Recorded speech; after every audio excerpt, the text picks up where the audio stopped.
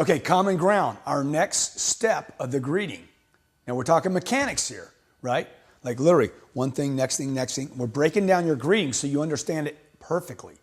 Merriam-Webster Dictionary says that common ground is the basis of mutual interest or agreement. That you and I have something in agreement. The key word is what? Agreement. You cannot get on common ground if you disagree with people. Okay? Look, forget this idea. You ever heard this, opposites attract? It's garbage. These people that are opposites and attract always end up in divorce. Okay? In selling, opposites never, ever attract. It's vital to gaining trust and control that you take the time to get on common ground, some mutual interest or agreement, without taking the customer's time to do so. So your challenge is this: I got to get on common ground without wasting their time. See, most salespeople go out of their way hunting for this thing called common ground. Oh, where do you live? Where do you work? How far did you drive today? Oh, nice little kids you got there. See, these are hit or miss. They're not reasons people came in. Do you understand? Hey, what part of town do you live in? Oh, your kids are sure beautiful. Nice blouse. Look, man, people didn't come in to talk about their kids or her blouse.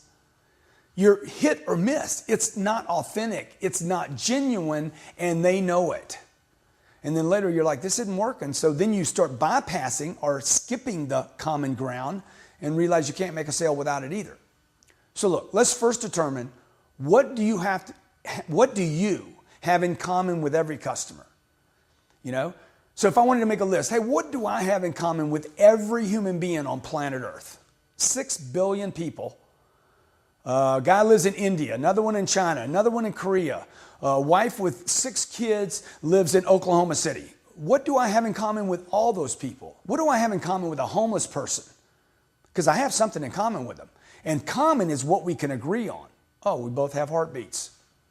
We all have blood running through our system. See, the more I can find in common with people, the more I can communicate with them. Okay? So look, your customer, what do you have in common with them?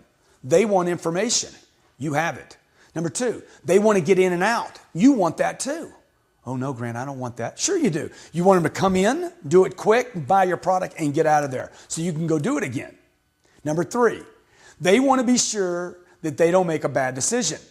And you want to be sure what? They don't make a bad decision. A bad decision would be buying anywhere else or not buying at all. Number 4, they don't want to be pressured. And look, if I don't have to pressure them, I don't want to either. I was with a customer one day, he's like, hey man, don't pressure me. I'm like, hey, don't make me pressure you. I don't want to pressure you, man. Okay, just sign right here and it's over. I used this yesterday to close a deal.